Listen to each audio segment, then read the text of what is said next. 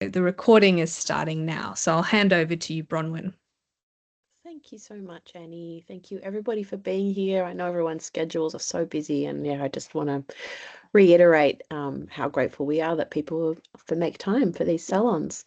I'd really like to warmly welcome David Rousell to the Vital Encounters Salon today.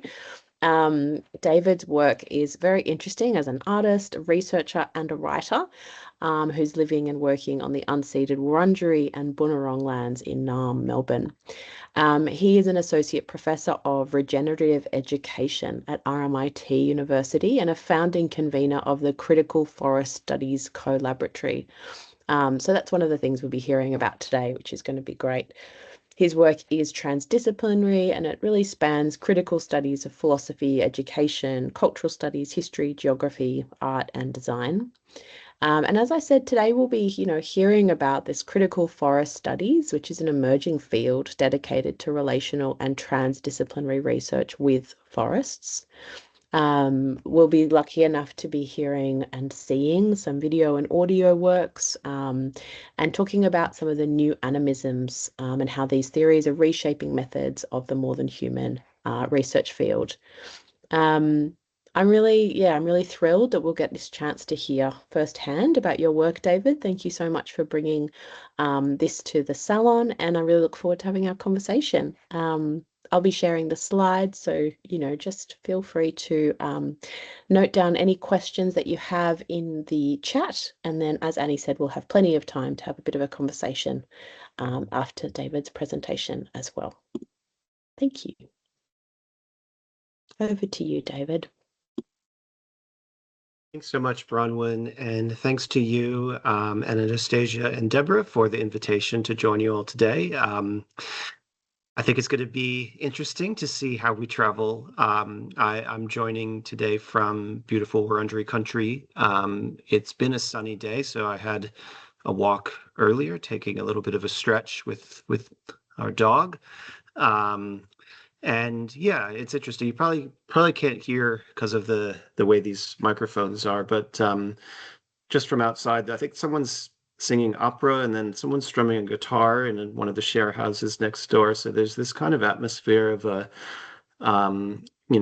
day where people are enjoying this place. And I just like to acknowledge the traditional owners and cultural custodians of this land that I live and work on as an uninvited guest, the Wurundjeri people of the Eastern Kulin Nation, and pay respect to their elders and ancestors, past and present, for their intergenerational custodianship of the land, air, and waters on which I have the very fortunate privilege to live and work. And I would also just like to say how much gratitude I feel for my First Nations colleagues and friends and collaborators for sharing their thinking and their histories and their ways of working with me, and how much I've continued to learn about place and relationality through those relationships.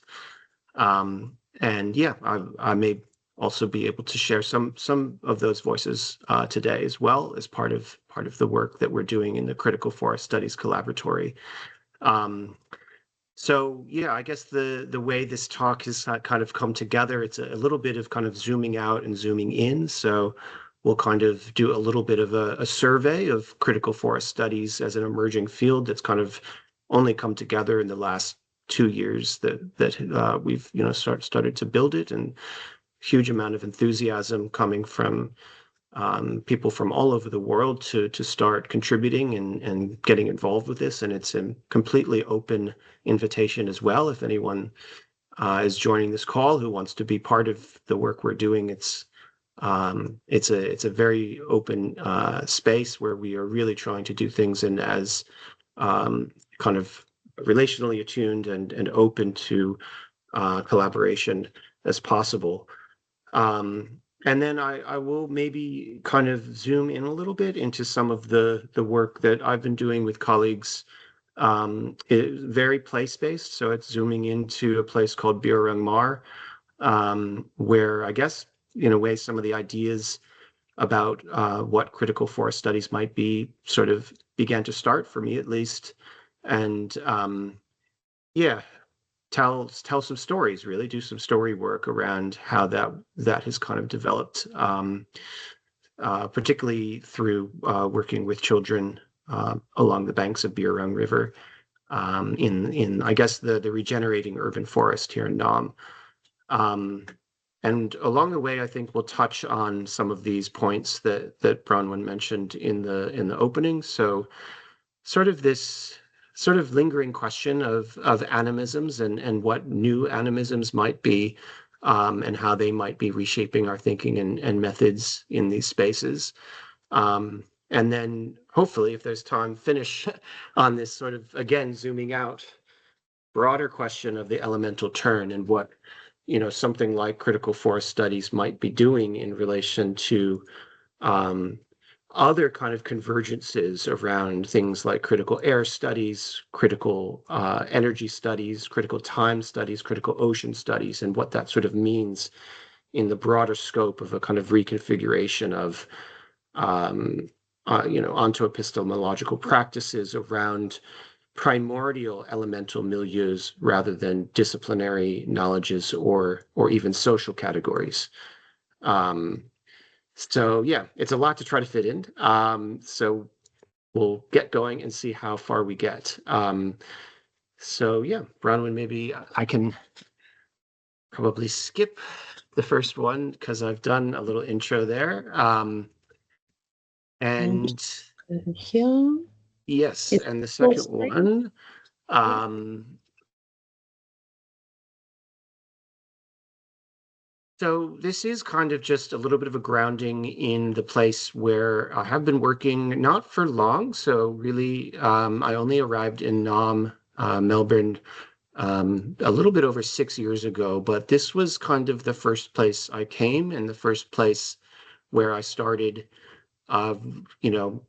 researching, I guess we could, I mean, in a way, it's so responsive to what's going on. And I think I mentioned in a talk yesterday that it's not, I don't feel like I bring my research to a place. I feel like I arrive in a place and the research sort of begins from there. And this is a little place called Bunurong Mar, which is a place of great significance for the 5 language groups of the Eastern Kulin Nation. So it's a meeting ground, or tandarum. So it's a place where ceremony it has been undertaken for about 50,000 years and is a place of exchange of knowledges, language, law. And this is just a small shot, like an image of part of a larger installation created by Auntie Vicky Cousins, Associate Professor Vicky Cousins, Lee Derrick, and Trina Ham. So I work with Vicky on a number of projects at RMIT. She's an extraordinary artist and a language revitalizer and elder custodian of story. And this work, these are the carved rocks, and behind you can see a little bit of the small grove of she oak trees there. But this is part of a larger installation that includes an eel walk, shields that tell creation stories and are used for public visitors. So all the time, so every day they're doing walks led by cultural custodians from the Curry Heritage Trust, and they use this installation to share publicly indigenous, stories and knowledges and histories through this installation. So it's a very, I think it's just was such a beautiful example for me to kind of begin in the midst of this and start to, develop my relationship with this place. And the quote here is from Michaela Saunders, who's a Koori writer, also local to Melbourne. And this is from a piece in a special issue of Art in Australia on multinaturalism that my colleague Tessa Laird edited a couple of years ago. And this quote just jumped out to me. This notion of the sort of timelessness of country, or its kind of persistence through time. Even with climate collapse and crisis, country is still kind of the story that it tells itself. And I think, these are sort of some touch points for me in terms of beginning in place and in relationship. So next slide, thanks. So in a way, like at least my work around critical forest studies grows from this place, because when I arrived in Melbourne, it was actually about 2 weeks before they closed the borders for COVID and shut down everything. And before I got here, I'd been doing a postdoc overseas and had been in touch with folks at the city of Melbourne around like doing a research residency when I arrived. So I'd already kind of been in touch with them, and it was sort of already in train.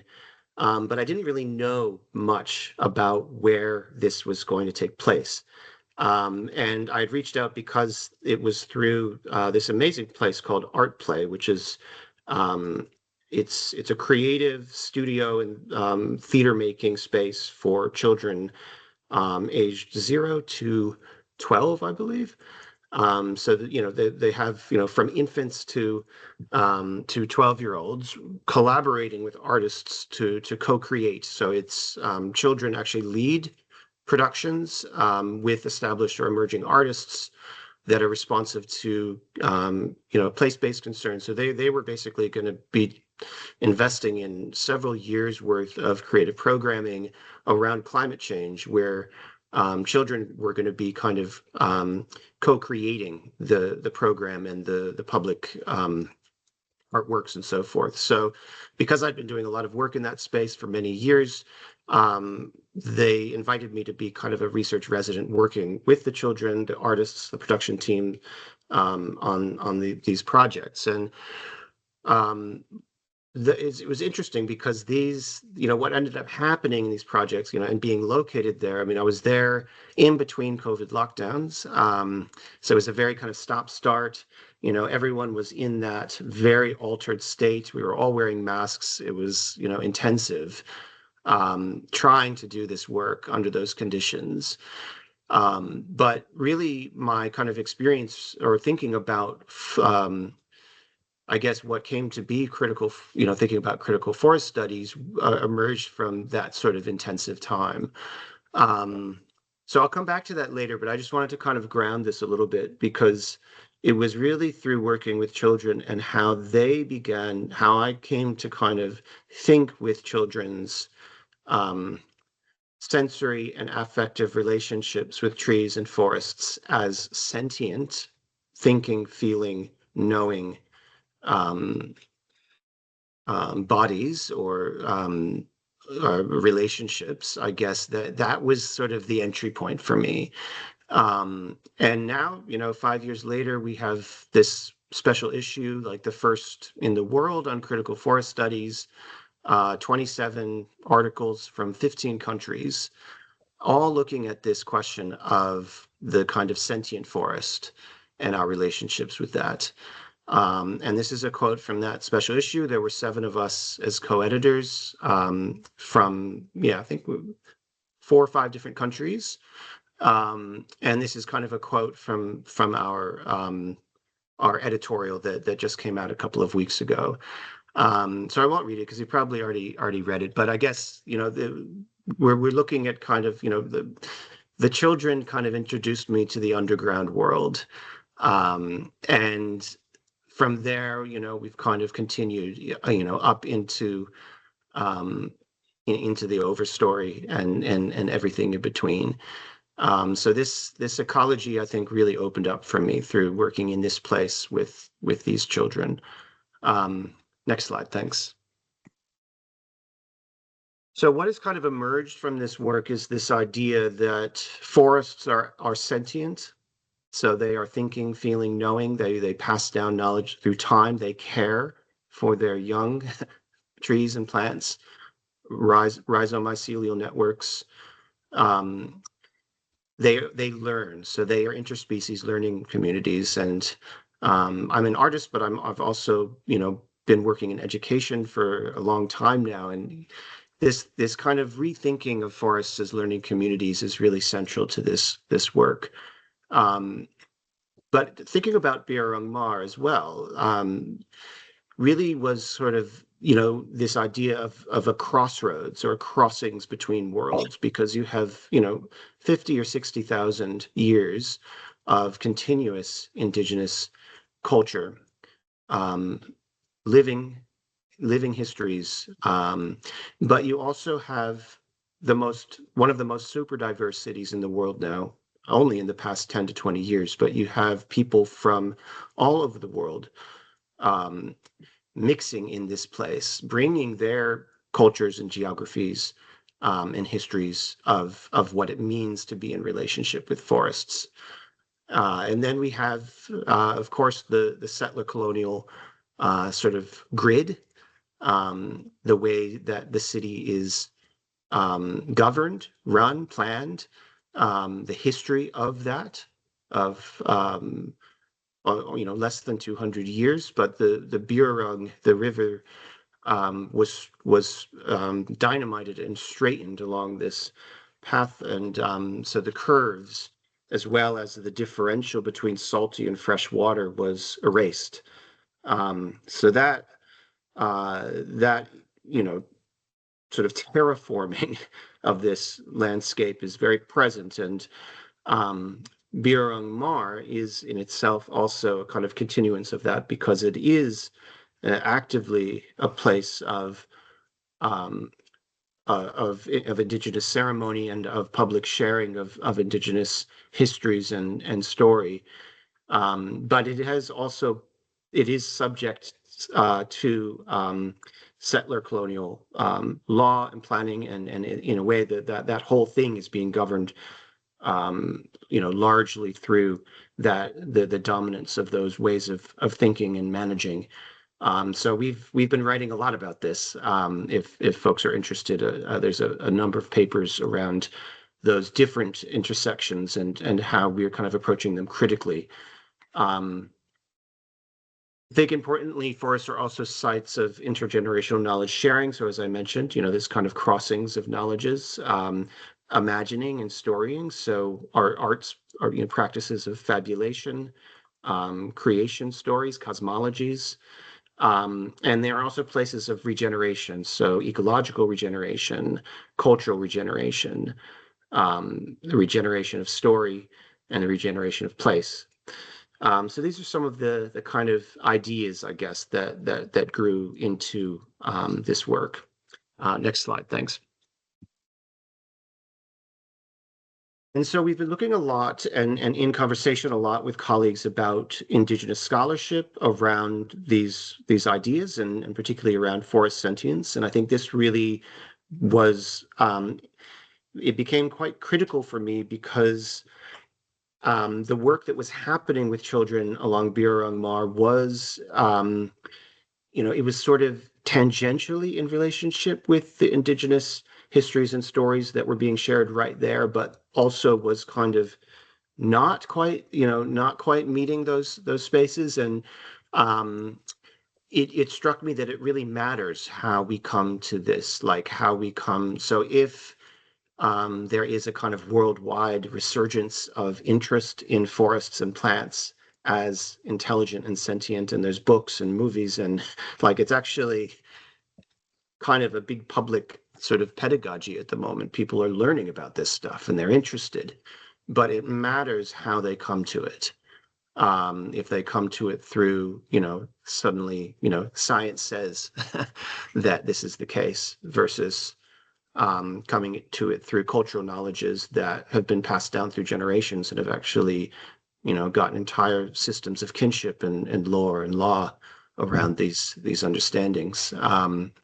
And so the work of Crystal Arnold, I think sits UN country, so I think Sydney-based roughly. It's been really beautiful to think with.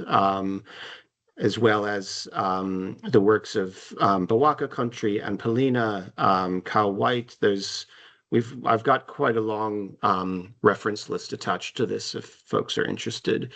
But these are, I think, in terms of coming into this work, there's sort of some foundational reading to be done, because the Indigenous scholarship, I think, has really set the it's the foundation really of what critical forest studies is, and the work is published and it's out there and it's fantastic.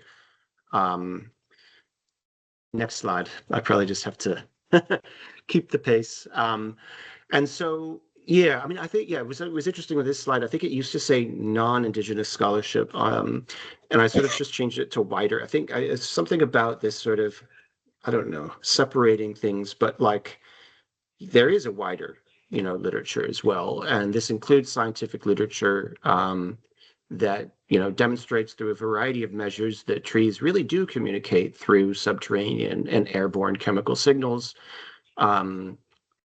They make friends and allies, nurture and care for communities, pass down knowledge through time.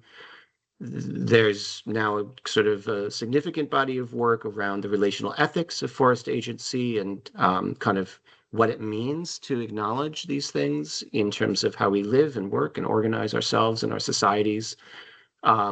Jennifer Gabrice's work around the smart forest is also interesting in sort of introducing the digital as a kind of elemental configuration, with the kind of bio-geo chemical relationalities of forests, and the kind of how remote sensing and automated decision making is sort of, I guess we've been kind of theorizing a bit about how that might kind of enter into the sentience, if you know what I mean, and actually does enable different ways for humans to kind of be in relationship with the sentience of the forest. And as I said, this kind of there's kind of an explosion of interest in forest sentience all over the world, as popularized through novels, news articles, and children's books. So it's not just this niche thing that we're interested in this little tiny urban forest. It's sort of speaking to broader discourses around what it means to acknowledge this and what it does to our broader societies and cultural understandings. Next slide, thank you. So the Critical Forest Studies Collaboratory grew out of this work. So I realized that I had colleagues in the UK and colleagues in India and colleagues in Indonesia and South America and Africa who wanted to be part of this work and were doing amazing work in their own ways. And we assembled an initial team to sort of just convene this collaboratory, sort of an open relational call. We sent it out, people responded, and the first thing we did was create something called this digital planting. And so it was quite a simple idea. Basically, we just asked people to send us one image, some links, and a description of how they're working relationally with forests as kind of sentient kin. And yeah, now, I mean, we actually have to update this because I think now with the special issue, there's about 100 and, there's like 80 projects and like over 125 people. But I think we put out the call in 2024 around the end of 2024. So like this is only a year and a bit, like coming on 2 years, that this kind of scale of interest has sort of grown around this. And it's just fascinated me how something so small, just starting kind of in place, has then kind of already made all of these connections. And I really want to, thank everyone who has worked with me. So my research fellows and PhD students, Yelena Alexic and Jessica Tran and Corey Antang, just doing amazing work, as well as the co-editors for the special issue. And there's, it really is just a community that's grown around this work. So next slide, thanks. So this has been kind of the big piece of work that we've undertaken over the past year. So off the back of the digital planting, we had like these. We also had, what do we call them? Wild seedings. I think, Deborah, you came to some of those. Those were some initial kind of sort of community activation events where we just had people sort of Zooming or Teamsing in from the forests where they were working. We'd have like 25 or 30 people from different forests around the world doing different stuff at the same time, and it was pretty fun. But then we did some seminars where we had people, just doing an hour and a half sort of online workshop, a bit like this. And from there, we moved into this special issue, and I think we put out the call maybe a year ago. I don't know. Again, it was crazy. We got like, I don't know how many. I think we started with 60 or 70 abstracts, and then we accepted 40, and then we ended up with 27 coming through to full publication now, which is like, it's like 3 special issues, or it's like 3 edited collections in one. It was a huge amount of work, but I'm so glad we did it because now it's out there, and it's all open access, which is great. And yeah, the journal's amazing. I was an associate editor for a while, but I've had to step down for capacity reasons. But I would just recommend to anyone interested to work on a special issue that they are just fantastic to work with. And yeah, we also launched this a couple of weeks ago, and there's a YouTube playlist because we invited authors to make films about their papers, and you'll see a couple of those in a sec. But I think there's 12 or 13 films on the playlist. I might have it. No, I'll grab the link to the playlist later and put it in the chat. But yeah, many thanks to my co-editors, Dr. Cher Hill from Simon Fraser University. Cher was just here working with me a week ago. She was right here. Just phenomenal researcher working with elders on Coast Salish lands, doing incredible forest regeneration work, forest pedagogies, and creative practice with children and community. John Ryan, who's kind of one of the founders of the plant humanities kind of field, or what's the other word for it? Yeah, I think plant humanities is probably what he calls it. Fantastic colleague as well. Mark Harvey, who's an artist and scholar at University of Auckland, who led us through a Maori-led collaborative review process. So every one of these papers was actually reviewed in groups of like 4 to 5 papers. So author teams all reviewing all the papers. So every paper was read by like 4 or 5 other people, and then all of that was combined into feedback, and then each editor worked with that cohort of papers, and then in the end, Cher and I worked across all 27 papers. So it was a huge amount of editorial work, but we also kind of were able to do a kind of Indigenous informed and Indigenous led process that Mark really guided us through. And yeah, it was actually a wonderful process. It took a lot of time. And Sarah Barnes, who's also at RMIT, an amazing designer and urbanist, so bringing that kind of urban studies perspective to this special issue. Yelena Alexic, who's one of my amazing PhD students, who worked on this project, kind of just through commitment to the work, and just contributing a lot of expertise in philosophy and creative practice methods, and elemental. She's working in critical ocean studies as well, so bringing that perspective.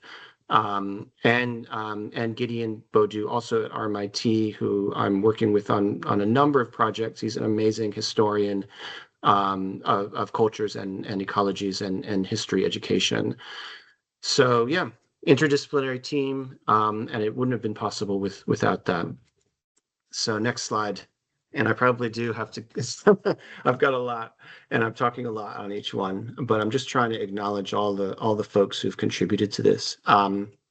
So this is the first paper in the special issue by Len Collard, Sandra Woltorton, and Louise Stredwick, called Carlip Beatty Pathways Home. And there's a video of Len speaking about this work for the ABC. So if you're interested, there's a link for that as well.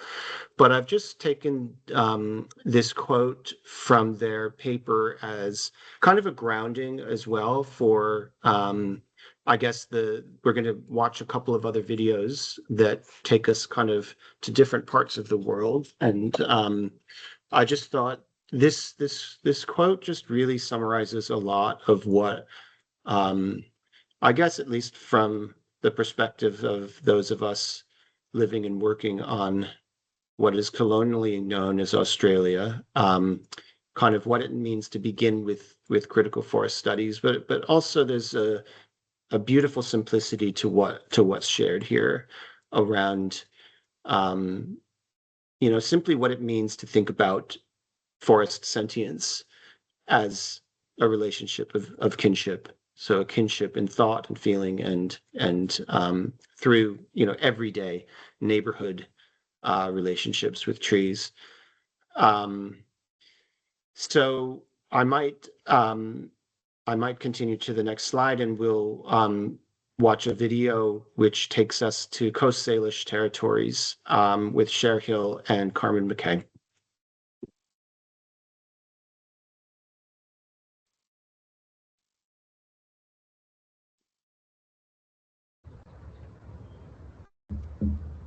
The Heart Song, created by a group of teenagers who spent a day on the mountain. After their time in their quiet ways, alone, traveled down the mountain to gather together again to create this, the Heart Song.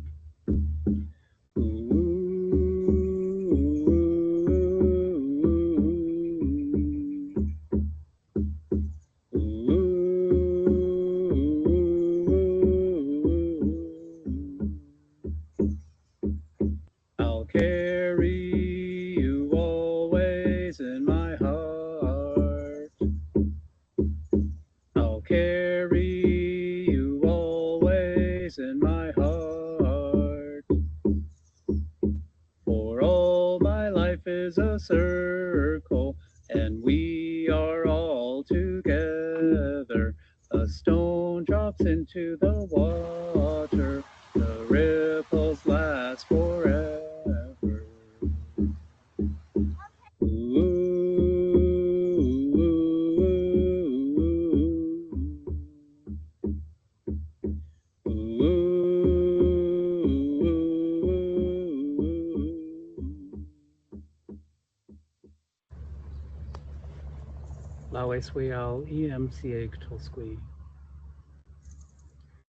My traditional name is Lizard Warrior. My family and ancestors have called this place home for approximately 9,000 years. The one greatest grounding moment in my time is connected to Kape, the cedar. And within this connection to forest, to story and practice, emerged a kind and generous man. And the intention to enter into a forest means that I must recognize the species, the animals, the land, and the earth that I have grown with. The relationship and the action and the behavior to be kind, to act generous, has taken many forms in my life, both in traditional and contemporary our practices is evolved through this legend, through this story. My name is Cher Hill, and I have a very different ancestral relationship to forests. My grandfather came to these unsurrendered territories, members of the Coast Salish nations, from Finland about 100 years ago, and took up work as a logger, cutting down old growth trees. Together with our colleagues, Yelena, Alexis, and David Rousell, we have created this offering in terms of our paper, Ecologizing the Research Image, Methods of Knowledge Creation with Forestscapes, which we're so delighted to share with you through the Australian Journal of Environmental Education. So Critical Forest Studies really involves thinking differently about the way that we engage in research as environmental educators and environmental researchers.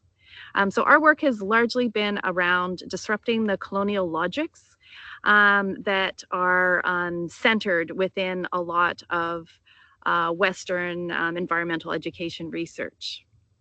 In our project, we've been experimenting with with the use of different machine technologies such as drone footage, thermal camera imaging, and spectrograms, used and interpreted in collaboration with Indigenous story and Indigenous art, to be able to understand forests in a much more expansive way and to really ecologize ourselves within forestscapes. All my life is a circle, and we are all together. A stone drops into the water, the ripples last forever.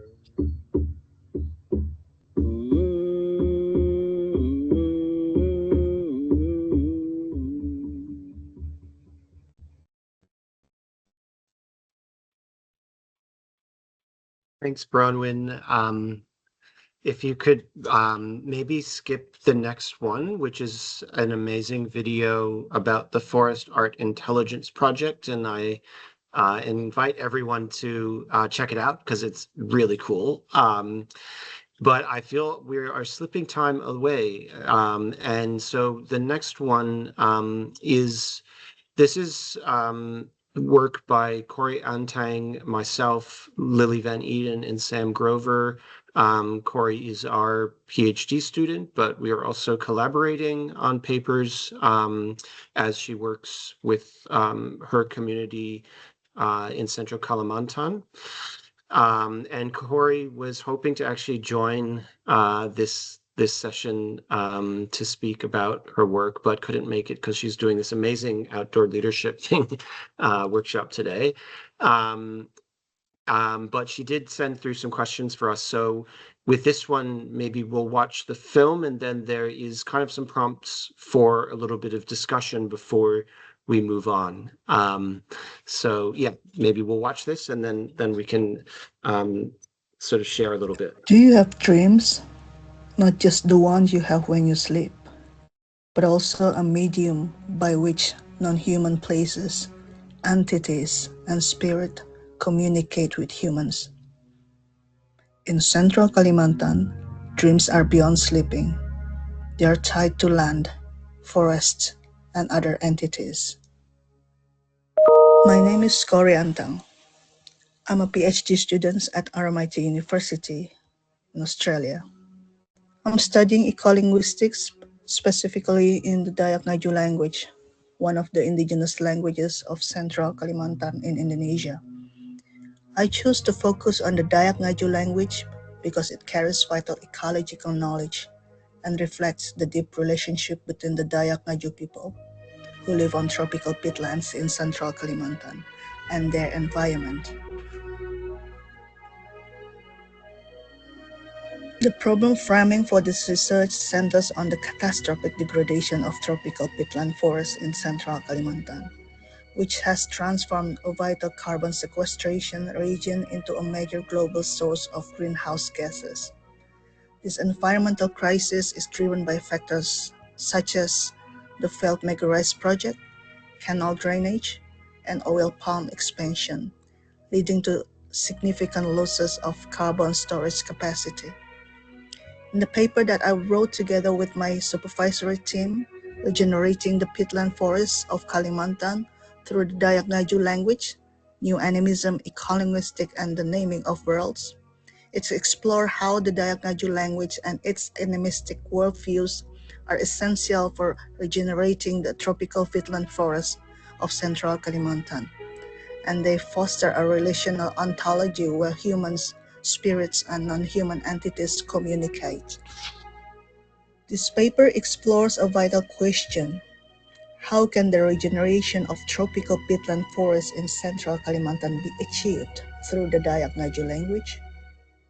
The research focus bridged two key frameworks, ecolinguistics and new animism. It investigates how the Dayak Ngaju language shape a relational ontology, where human, spirit, and the forest exist in a shared sentient community. A major component of the study is the role of dreams, or nupi, which act as a medium for non-human entities to communicate with humans, leading to the creation of sacred shrine and ritual boundaries. Ultimately, the research frames the revitalization of these animistic protocols as a form of political resistance. It argues that restoring the peatlands is inseparable from restoring the language and spiritual practices that have governed those forests for generations, offering a regenerative path that challenges extractive colonial systems. This research employs an indigenous frame ethnography led by me as a member of the Dayak Ngaju community. This method intentionally decolonizes the study by treating storytelling as story work, a form of theory that centers indigenous voices and respects their knowledge system as equal as to academic science. The study involved extended ecolinguistic fieldwork in 3 villages, where I collected key Dayak Ngaju terms and analyzed them as active ecological practices rather than mere data. These findings were then refined through collaborative interpretation sessions with community members to ensure the meaning were guided by local cosmologies rather than imposed from the outside.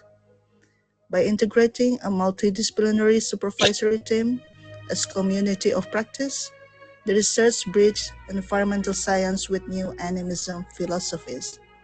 Ultimately, the methodology relies on relational accountability, positioning the forest, its spirits, and humans as mutual educational partners in the research journey. This research matters because it proves that we cannot restore the peatlands, one of the world's most critical carbon sinks, using only Western knowledge. It reveals that the Dayak Ngaju language is a vital vessel for ecological wisdom and spiritual protocols, which are essential for forest health. Also, by centering new animism, this study acts as a political resistance against extractive capitalism, arguing that true regeneration requires treating the land as kinfolks rather than a commodity. So, do you have dreams?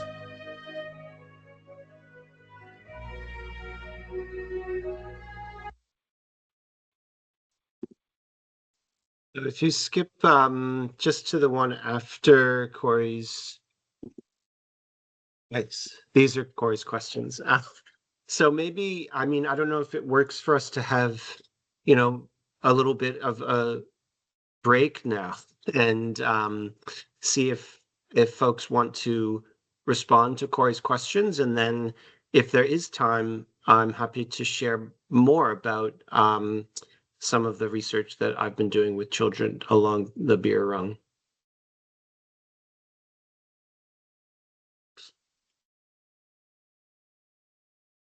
So, did anyone have a dream last night?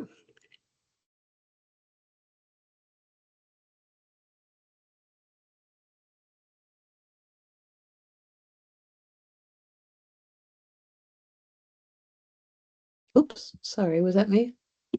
Sorry. Were we strangely dreamless? Yeah, I know I did, but I've got a terrible memory for dreams. Hmm.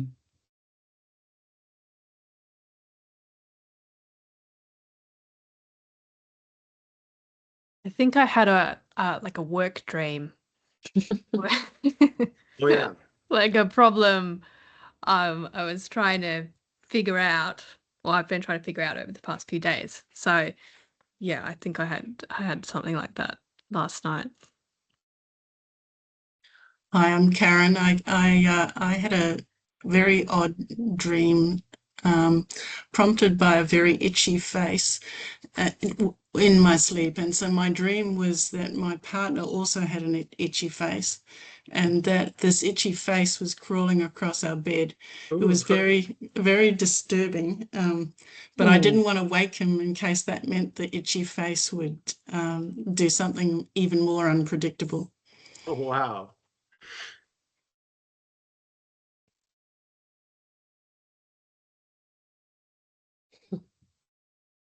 Well, even please feel free to share more if you think of, because yeah, and often it is quite elusive. It's, like I know I remembered one from last night, but I can't quite remember it now. But maybe so why do you think Corey's interested to ask us this question?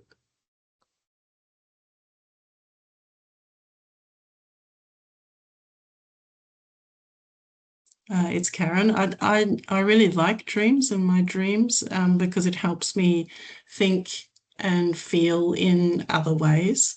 I'm a very rational thinker and doer, and so capturing these odd sensations and also my reactions to them. So I have quite lucid dreams where I'm aware that I'm dreaming but it's not quite rational.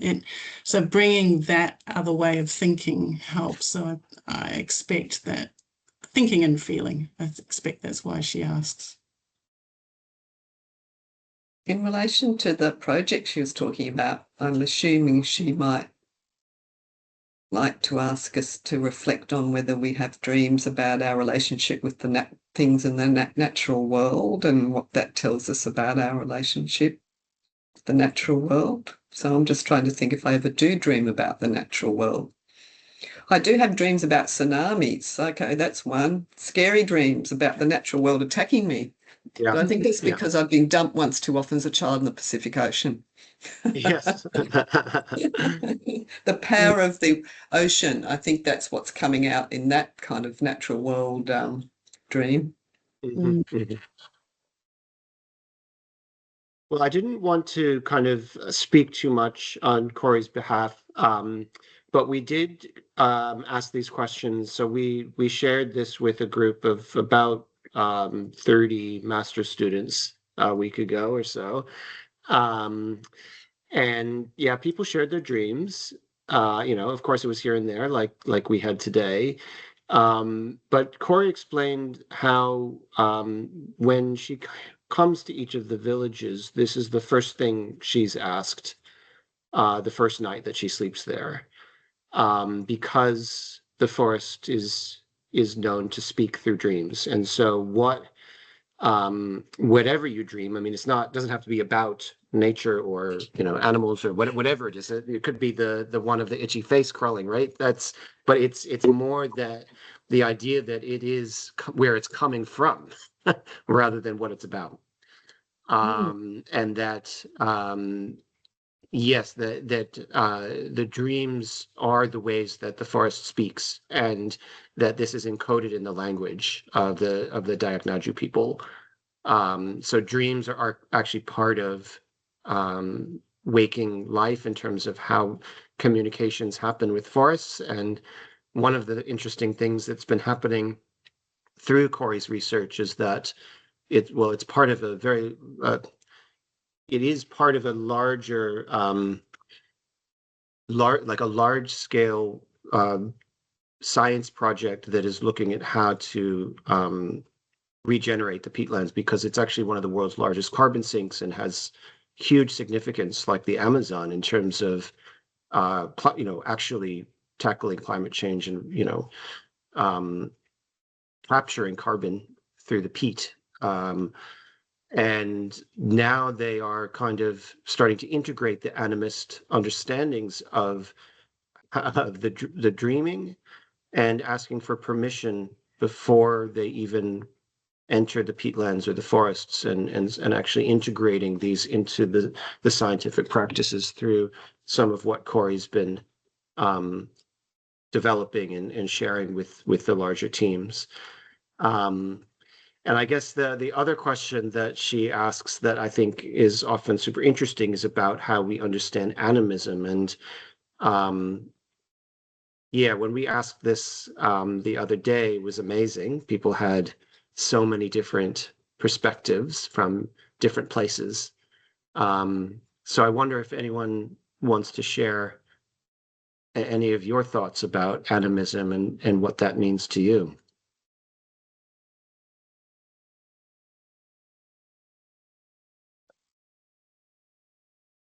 Could I? Yeah. Oh, sorry. No, you go. To me, there's a weird beeping noise. Not stop now. Okay. To me, animism means the kind of spirits or the vitalities or some kind of form of livingness that we perceive in creatures, things, place and space that are non-human.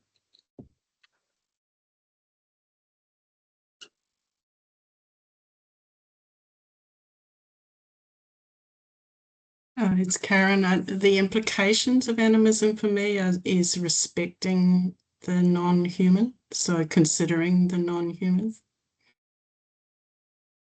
I hope I'm not jumping in over anyone, because I'm sharing the slides, I can't see the pictures of everyone's faces.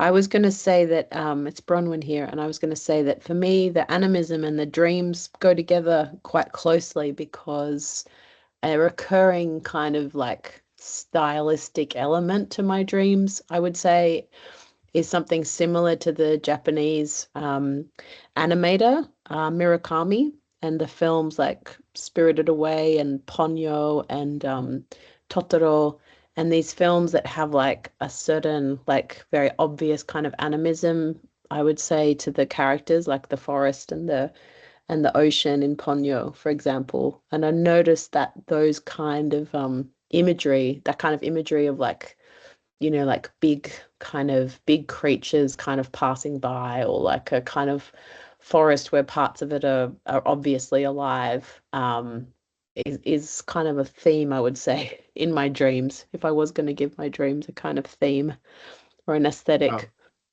Yeah, so I feel like they often, those two questions are quite nice together for me. Mm-hmm. We also have a hand up from Mohammed, if you want to share.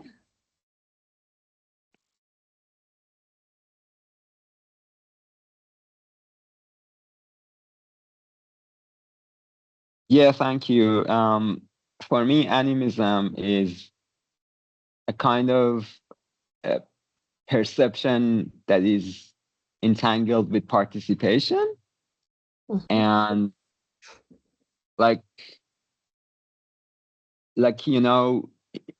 imagine a theater that the light comes and shine on one actor, but it is dancing between many other actors. And now imagine a tree that you're perceiving. You're smelling its leaves. You're looking at its trunk, leaves, or even flowers or anything, fruits.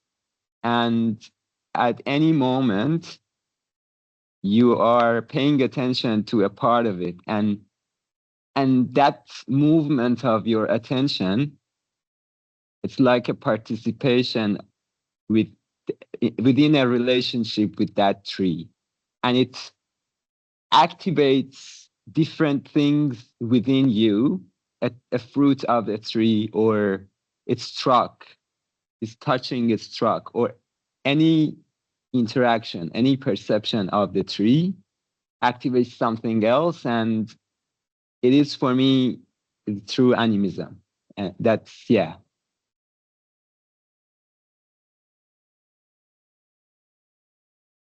Beautiful.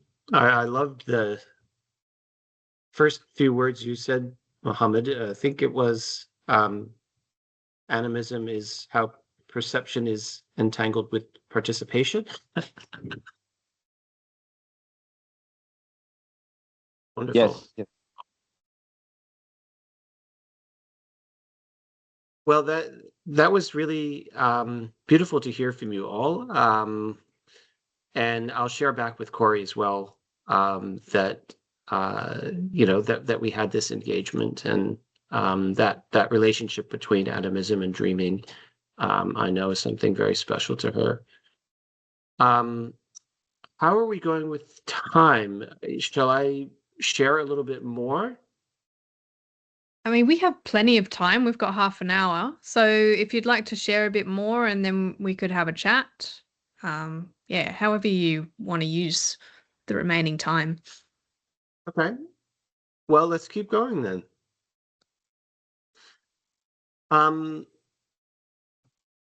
So I guess I'll kind of talk through a little bit of how I've been thinking with animism through readings of Indigenous scholarship and other, I guess, scholarship from around the world in this space. And how this is, I've been sort of drawing connections between animism, what Viveros de Castro calls multinaturalism, and the work that has been kind of gathering a lot of momentum around the concept of the pluriverse,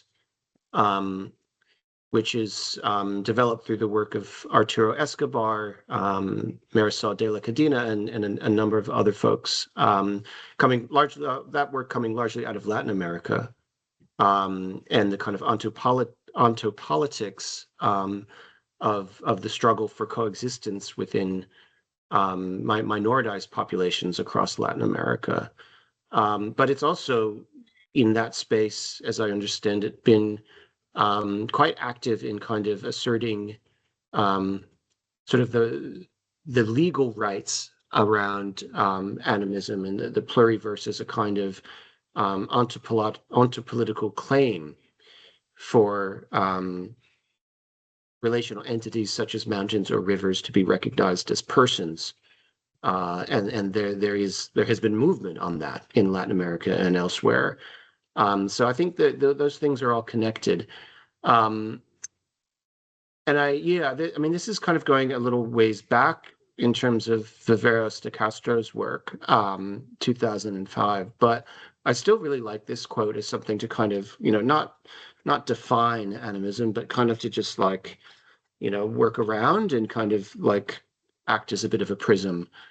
And so what I think he's saying here is that animism is not so much about a kind of anthropomorphic extension of how we perceive as humans or think as humans to the non-human, whether, animals or the botanical world, or even just objects or tools or events like a lightning strike, whatever it might be that takes on that quality of animate. But rather that what he is saying here is that these non-human, whether organism or event or thing, is different within itself.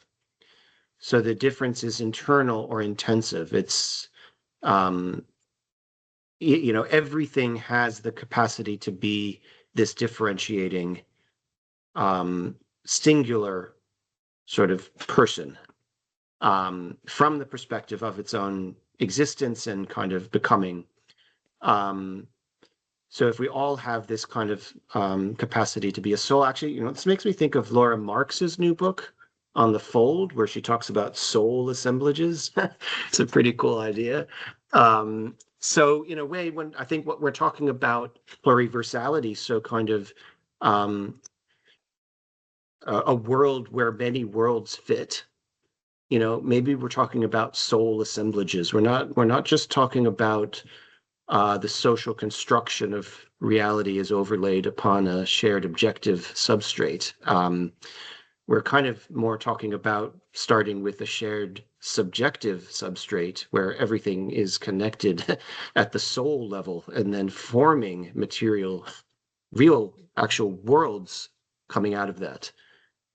So it's a kind of reversal from that multinaturalist perspective. And I find that, yeah, I find that an interesting kind of project to think with. And I think, yeah, it sort of disrupts, I think, some of the, what can be, you know, often a kind of Euro-Western driven reading of post-humanism as a kind of decentering of the human. This is a sort of, I think, a bit more of a nuanced understanding of it. So I might jump to the next slide. So I guess I got really interested in animism from thinking and working with children along Bunurong Maar. And Jane Merriweather's work, she's an environmental educator, early childhood scholar, who published a couple of papers around children's kind of enchanted animism. And, you know, I think, you know, this work is super interesting because all children attribute animate agency. So children are animists, really. But in Western culture, this gets taught out of children. Whereas often in Indigenous societies, as the work of Phillips and Ritchie and others have shown, animism is nurtured, it's valued, it's actually what makes children sort of fully fledged participants in societies.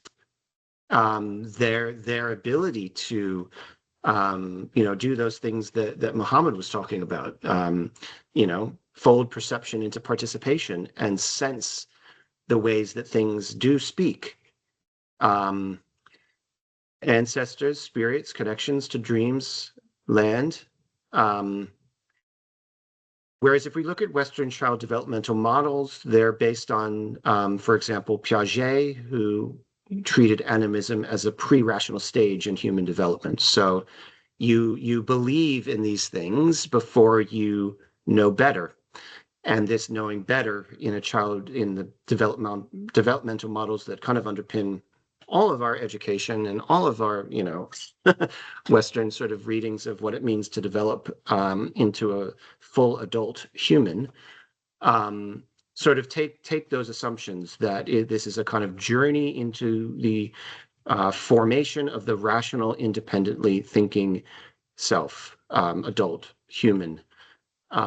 So in a way, the human is defined in these Western developmental frameworks as a disavowal of animism. So this is kind of the foundation of liberal humanist values around kind of choice and kind of the freedom to choose to be who you want to be and to be successful in society and so forth. Because in a way, the disavowal of animism means you don't have those responsibilities to be connected to place and to land and to be a kind of allowing the more than human world to kind of speak through you and to be in a responsible relationship with that world. So children are taught that their animism is not logical, irrational, that it's a wishful kind of phantasmatic mode of perception and even shameful. It's a barrier to normative development. And so I think what of course, this is kind of a devastating critique, of course, which I'm kind of always dealing with as someone who works in, at least in one foot in education, because most of what I think I see in Western education is kind of learning injuries. But I think what I found kind of interesting from being in these spaces with children at Bunurong Maar and working with Indigenous colleagues and this kind of network of people all over the world who are thinking about this stuff is how now that Western sciences say that trees really do communicate, and it's like now they want them to learn the science without the animism. It's like wow, you know. So this is the problem space, I think, that I was starting to really think about through the work with children. So maybe jump to the next. So this is kind of the, you know, one of the views of the space, and we can just kind of, this is where I was based for those years. The art play building is there. You could kind of see the yellow and red and the solar panels, and then this she oak grove on the right, and then the buildings of South Bank and its kind of all its capitalistic you know, dominance of the horizon there. And just a little bit through there, you can see the water of Bunurong, where it was straightened and dynamited in the 1800s. Next slide, thanks. And if so, children were invited to kind of sense what it felt like to be in relationship with that she oak forest as sentient kin. So the mother trees, the children trees, how would they tell each other that something was in danger? How would they help each other and send each other messages and communications? And so there was a kind of translation of some of the new life sciences around forest sentience into workshops and activities. And if you go to the next slide, we'll go through this kind of quickly. Inside of art play, children could then kind of go into the underground world and become part of, basically kind of become messengers between trees, delivering, you know, different packets of nutrients and chemical signals that gave them an embodied experience of what it felt like to be kind of in this wood wide web. So you can go through the next, yeah, so this was kind of spaces built out of recycled cardboard and kind of hand-drawn that children could use UV flashlights to activate. And then in the next one, yeah, those are kind of little energy packets that could be collected, and that whole kind of connects to a large sort of mother tree. And there were folks up in the upper reaches of art play who then spoke down through that hole and communicated. So the children could basically have conversations with the trees, and if they were happy with the messages that were getting sent, they kind of, the trees lit up, and there was this kind of yeah, sort of reward experience for the child that they had gotten it. And so I was involved with this project, but we were also kind of, you know, researching it, theorizing it critically. So we were sort of looking at how, you know, in some ways, this was a really amazing creative translation of forest sentience through co-created with children all the way through. But the kind of, there were a lot of gaps as well around, you know, the ways that the animism was being kind of, you know, communicated and anthropomorphized in different ways, and in some cases kind of out of touch with the indigenous understandings that were publicly shared, like literally right outside the building. So this this was where we started thinking about, like, why do we need something like Critical Forest Studies? How, you know, what can it do? What's the problem space it's working in? Next slide, thanks. So this was a later project. I think this one kicked off, like, kind of in some ways out of what we saw that we found critical with that last one. And so this project was with my colleague Kelly Hussey Smith, who's an amazing artist and curator and theorist of the image and photography in particular, decolonizing scholar. And we started a new project off the back of this that centered Indigenous ways of thinking and histories along the Bunurong. So what we were looking at in this project was how children from, you know, really diversely situated communities began to develop a understanding and embodied relationship with Indigenous sovereignty along the river, and within Indigenous sovereignty, understandings of animism and sort of grounding their relationships with plants and the river and story and place in, firstly, Indigenous sovereignty rather than kind of, the Western science stuff first. And so this is kind of what we sort of constructed along the different curves. So we became very interested in the curves of the river and how the curves almost form islands, right? So because it's so curvy that it actually cuts, practically cuts off the land at various points and forms these kind of pockets. And we began to see these pockets as kind of refuges from the sort of settler colonial education and social kind of fabric that was dominant for children. They were kind of places of refuge where Indigenous sovereignty could be kind of sensed and felt in relation to those places. So we started with, maybe I'll keep going with the slides. So we worked with Indigenous artists and children's experiences and engagements with those artists in an exhibition called Wild Hope. So this is another work by Vicky Cousins with a possum skin cloak and a sound work as well, video work projection that kind of introduced children to the Indigenous cosmology and histories of the possum skin cloak story, which Vicky is a senior custodian of, and another work by Hannah Bronte, which looks at kind of matriarchal relationships with land, forest, and water. Another really beautiful work that was really, kind of starting point for children to begin to think about these things. Next, thanks. And so we did a range of activities where children started to develop their own ideas about this. And I guess I'll just mention that what we were doing was working towards the creation of actually a kind of food forest garden using all Indigenous plants and edible plants at the children's school, which was located along the river.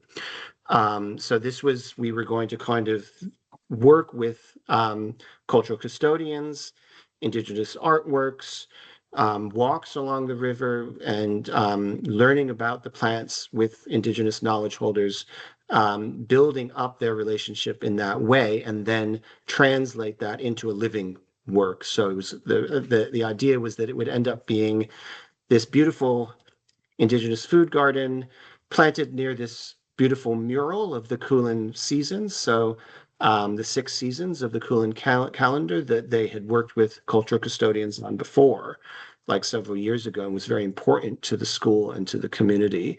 And then there would be what the children wanted to do was create a sound overlay of their experiences, and kind of, almost like the sonic sort of expression of what they had learned about Indigenous sovereignty and their relationships with it as part of that garden.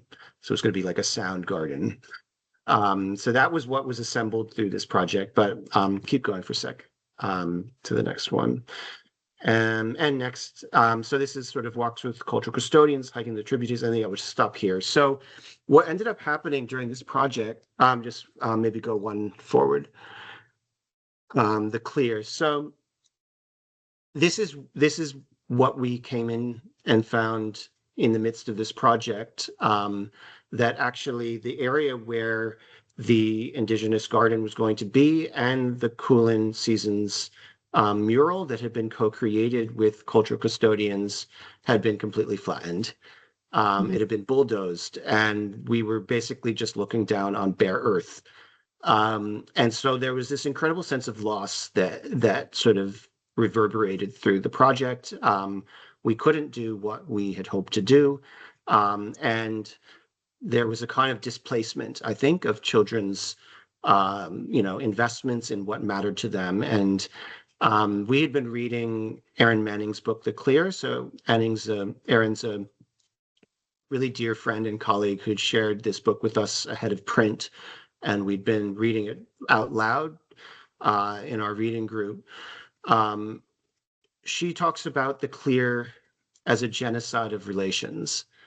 So it's not just a material clearing of land, it's a clearing of histories, and relationships. And she talks about how settler colonialism clears the land and then introduces the mediators to come in and sort of parse out the remains. So these are all of our institutions. So education, legal, social, and so forth.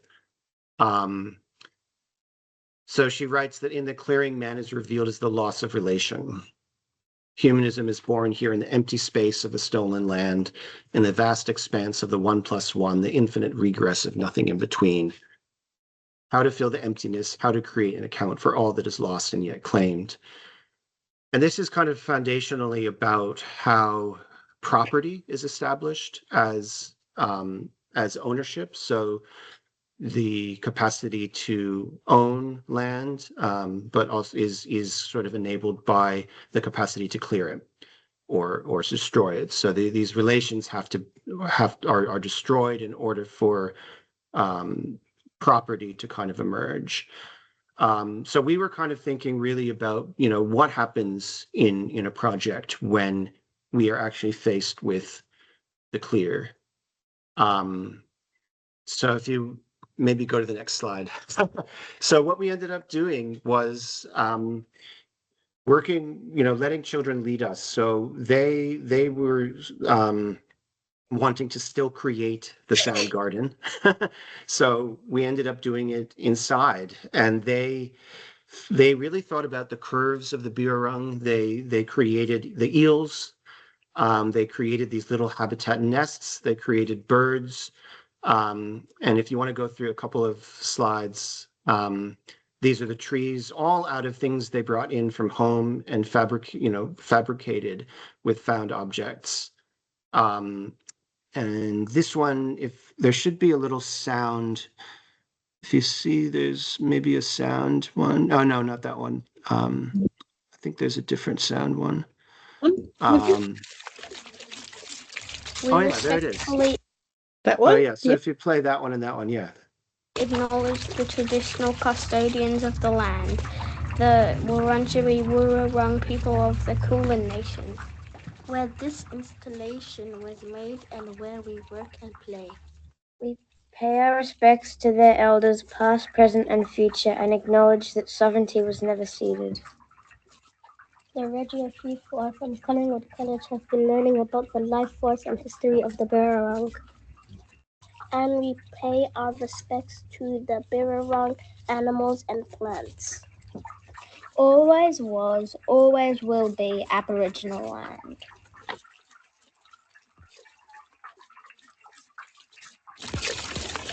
So if you click the other one as well, I think there's just a little video there.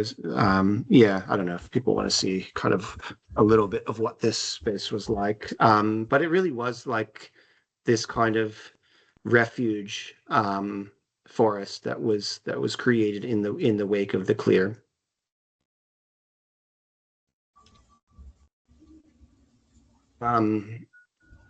And maybe in the interest of time, we'll just jump ahead.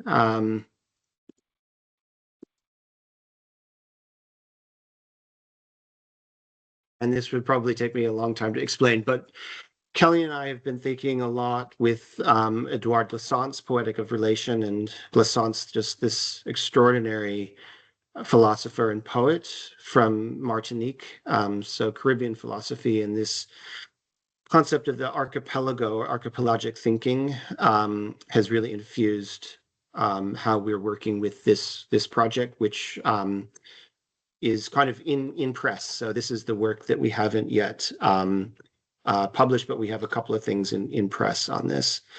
I don't think I have time to talk about Glissant, but I think these are a couple of the bits and pieces we're thinking about. The archipelagic curve of relation. So Ferreira da Silva, this is from the introduction to Harney and Moten's recent book, All Incomplete. She talks about the logistics that both assumes and dictates that the shortest distance between 2 points is a straight line.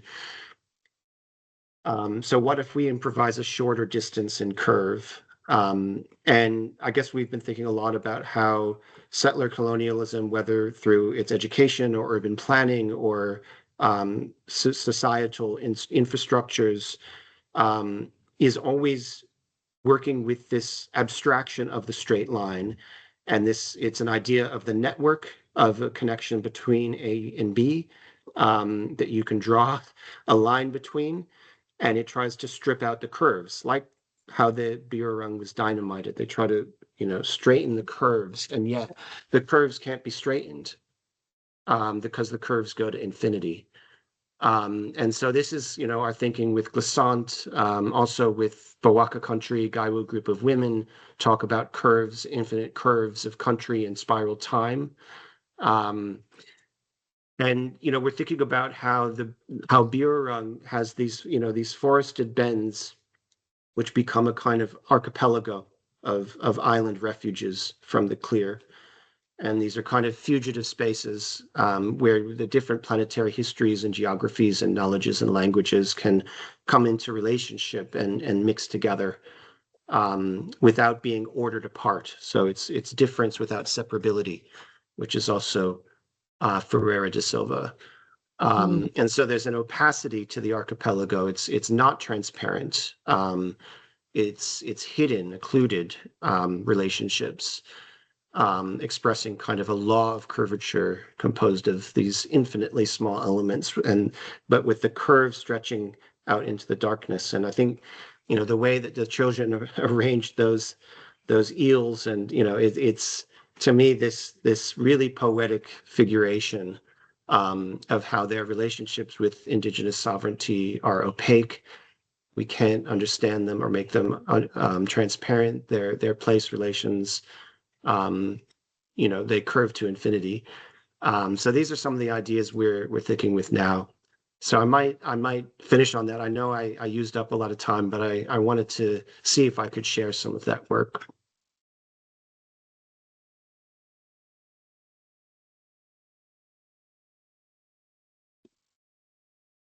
Wow, David, thank you so much. What a generous presentation. I've scribbled 5 bits of paper here. Thank you so much. I think we've all, there's just so much in there, and ending on Glissant leaves us lots to kind of go away and think about as well. And those book recommendations of the Clear and the Fold. Thank you so much. And, your website, that Critical Forest website, I'll put the link in the chat. I think it would be really great if people had a look at that as well, if they haven't already, because that, as you said, is kind of this meeting point that then has led into your special issues and so many of the other amazing work that you're doing. So thank you so much for the generosity, David. Annie, what do you think? We have 2 minutes. Should we open for a quick question, or should we just let everybody sink into Glissant? I mean, I think if anybody does have a question they'd like to ask, there is a moment before we wrap up. I mean, Karen, would you like to share? Yep. Thanks, David. That really stimulating. Obviously, you don't have time to answer the question, but maybe you can point me in the right direction. I'm interested in the word forest, and particularly in the Australian context. It's quite a controversial word, and why you've ended up with using that word as opposed to any other word. So when I first saw this workshop, for example, I thought, oh gosh, is this like forestry? And so it's not a word that's used. I haven't heard it used in an Indigenous context, and so I wonder how that sits in the Australian context. No need to answer, just tell me where to read. I think there's work to do around this. I mean, we could call it critical bush studies, which would be a different vernacular. But I think all I could probably say is that there's sort of a reclaiming of the word that's happening, and it is interesting to see people from India or South Africa or Indonesia, grabbing onto this critical forest thing and coming into it. But I think it's interesting. I think we probably chose it because it stretches and people can kind of find their way in. But the etymology of it is another thing. So I guess one thing to add there, I just thought, the good question, Karen. I guess for me, bush always means a sort of, I guess, natural, uncultivated forest, whereas a forest can also be, of course, a highly cultivated sort of agricultural entity. Maybe, is that what you were thinking of too, David, that a forest can cover both the so-called wild and the so-called domesticated yes, trees? yes. So we have actually, it's in the deck. And there's kind of a happy story too, because we did end up planting the Indigenous food garden just like a month ago at the school. So there's kind of a happy ending to this that I ran out of time to share. But this is through some work we've been doing around urban forest regeneration and revaluation. And anyway, there's a brochure coming out that I can send you where we are talking about the urban forest as kind of even these plants here that we grow in our houses or people grow on their balconies, and even our microbiome is a forest. And so we've really been trying to kind of push into the vernacular of forest as sort of people's everyday relationships with the vegetal and animal worlds around them. Thank you. Maybe we can wrap it up there, but we've got a lot to kind of continue to think about and look at. Thank you so much, David, and thank you everybody for joining us on a busy Thursday afternoon. We really look forward to joining you joining us again. I was just going to give a quick plug to this wonderful book. Last time we had our salon, we had Jennifer Hamilton speaking to us, and this beautiful book is now on shelves, or I ordered this online and it's just arrived, the How to Weather Together book by Jen and Astrida Nemanis. So I really recommend getting your hands on that if you can. And we will have our next salon coming up. We're just looking in the dates, but we've got some great people lined up for the second half of the year. So watch this space. And yeah, thank you so much, David. Thank you, Deborah. Thank you, Annie. Thanks everybody for coming along. Really appreciate it. Thanks so much, David. Thank you. Thank you, everyone. Thanks, David. Thanks, David.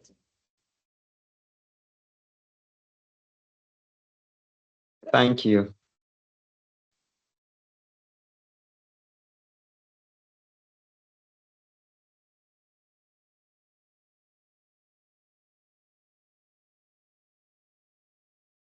Could probably stop taping now, whoever is taping.